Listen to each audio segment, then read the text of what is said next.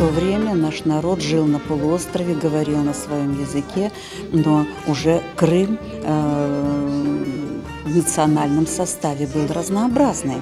И традиции крымско-татарской живописи, и традиции русской европейской живописи, они ведь совершенно разные.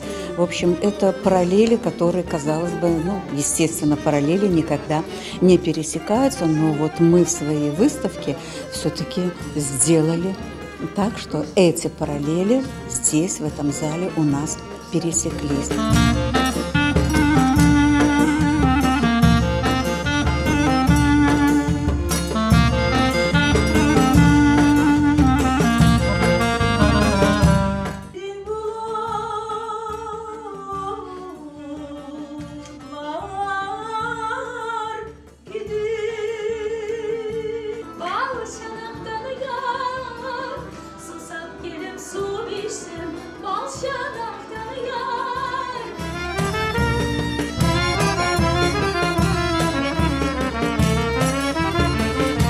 То есть выставка дает столько возможностей для новых впечатлений, для компетентного собеседования с художниками, которых мы не часто видим, что, думаю, доставит удовольствие и профессионалам, и знатокам искусства, и тем, кому только предстоит знакомиться с перлами крымской живописи и графики, которые есть и которые Крым-Татарский музей наконец выставил в одном межмузейном проекте.